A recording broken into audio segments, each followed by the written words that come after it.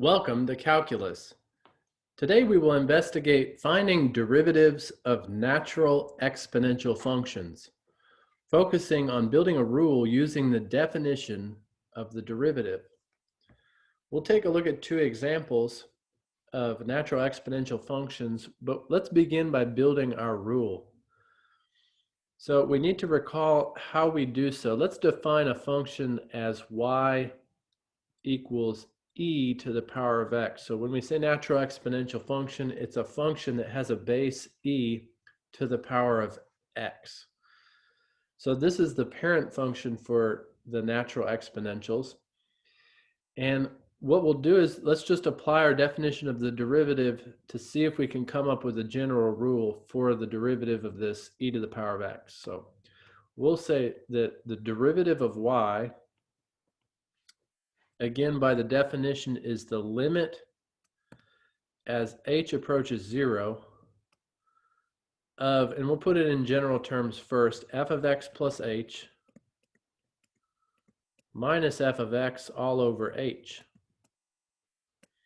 Now let's apply specifically for our function e to the power of x. So I'm going to plug in now e to the power of x in both these spots, f of x plus h and f of x. So that's going to look like the limit as h approaches 0 of e to the power of x plus h.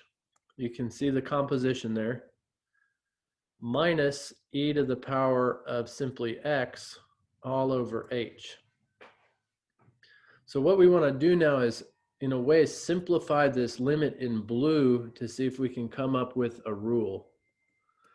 One thing I notice is that I could call e to the power of x plus h the product of e to the power of x times e to the power of h, and that's just using exponent rules. Remember, if I've got a base to a power times the same base to a different power, I would represent those as that base to the sum of the powers.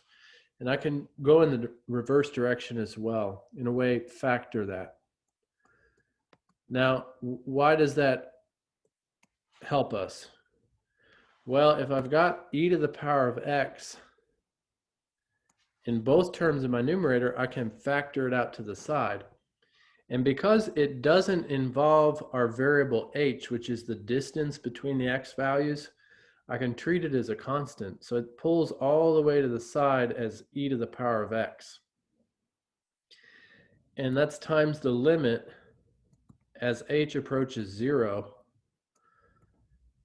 And when we write what's left from the first term, it's just e to the power of h minus simply 1 over the denominator h. Now, to help us see really the value, I'm going to go ahead and circle it, of this limit, I'm going to also write here h minus 0, and I want to compare it to our other definition of the derivative.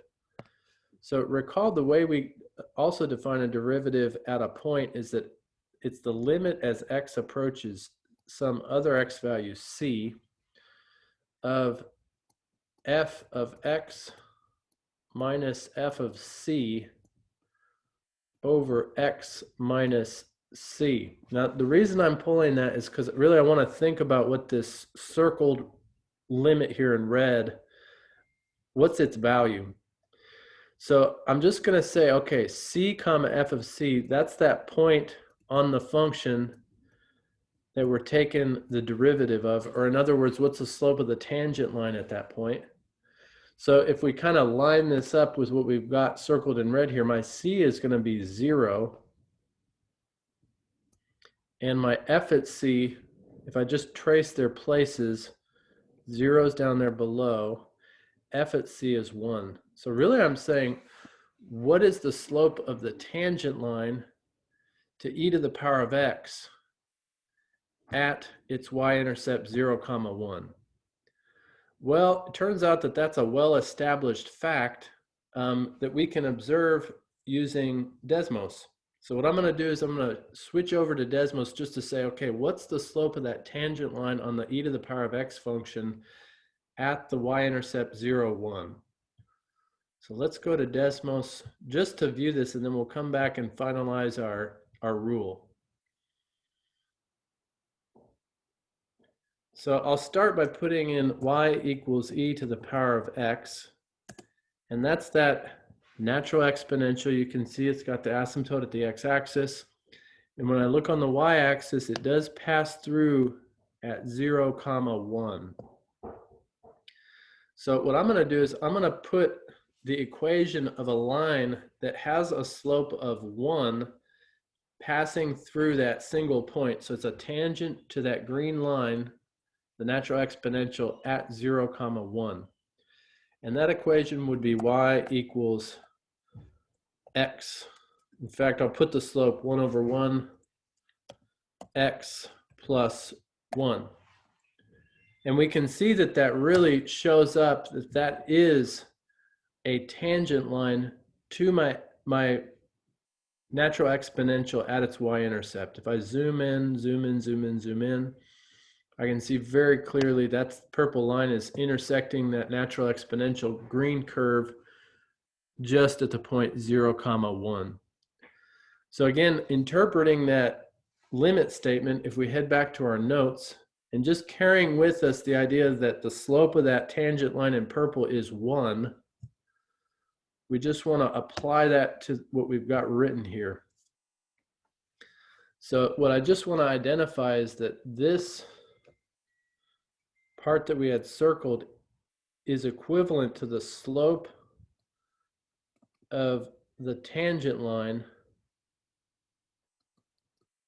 to y equals e to the power of x at the point 0, 1, and that slope equals 1. So how does that help us? Well, if I can say this whole circled limit equals 1, then all of this reduces down to the fact that the derivative of this function e to the power of x is, if I carry this line down, let me box it, it's simply e to the power of x times 1, which is e to the power of x. And that is a surprising result.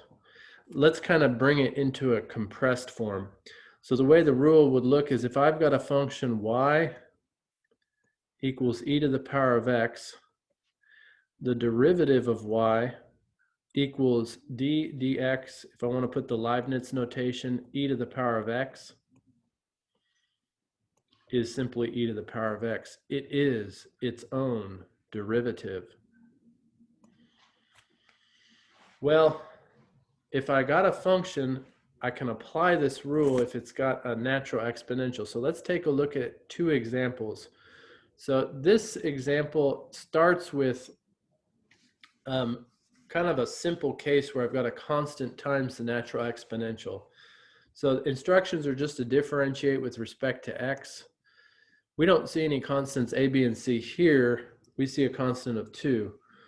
So I'm going to go ahead and set up the differentiation using the prime notation. So y prime, or the derivative of y, is going to be, so remember with the constant, I'm just going to leave it there. We had established that in one of our rules of differentiating polynomials. With the exponential itself, e to the power of x, its derivative is itself. And so immediately I see the derivative of y, if I were to write that as Leibniz notation, derivative of y with respect to x is 2e to the power of x. Turns out that it's its own derivative with a constant. So we spent some time creating the rule, but once you have the rule, it's very quick to differentiate. Well, let's take a look at one other example that does involve some other constants and takes the form of a polynomial. So it'll give us a chance to kind of bring all the rules together that we've seen thus far. So this one's f of x equals 4x to the power of 5 minus cx. So we see one of these constants, that's a constant c, plus 5e to the power of x. So we'll set up our differentiation. The differential of f prime of x equals, so again, I want to circle my constant. That just sets out front. And then I want to apply the simple power rule to this x to the power of 5. So remember how that works. The power comes out front, so 5. And then I'm going to put the base x to the power of 5 minus 1. So now I see that I've got subtraction. Remember, if I've got subtraction or addition, I can treat it as the derivative of each term. So I'll just write minus, and then again, I've got a constant. This one is represented by c.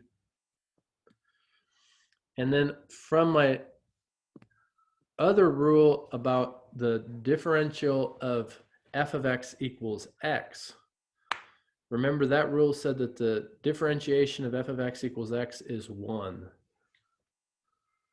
We can also treat it as using our simple power rule. If I think that's the power of 1, it would be 1 times x to the power of 1 minus 1. So we'll come back to simplify that. What we've got now is a sum. So again, using the sum rule, I'm just going to write plus, and then I'm going to treat the last term as its own derivative. So it's got a constant 5. I'm going to set that out front. And then from what we just saw, the differentiation of the natural log or the natural exponential is itself. So times e to the power of x. So at that point, I just want to simplify. So the derivative of f of x, I'll multiply these constants. 4 times 5 is coefficient of 20. X to the power of 5 minus 1 is 4. Here I've got really a lot that's going to cancel in the second term. So I got minus c times 1, and then x to the power of 1 minus 1 is x to the power of 0, which equals 1. So this is really c times 1, which reduces down to just minus c. And then my last term, as we've seen, is itself, 5e to the power of x. And that completes our differentiation of a polynomial that includes the natural exponential e to the power of x. So thank you for joining for this investigation of taking the derivative of the natural exponential. I will let you differentiate your natural exponentials. Thanks for joining. See you soon.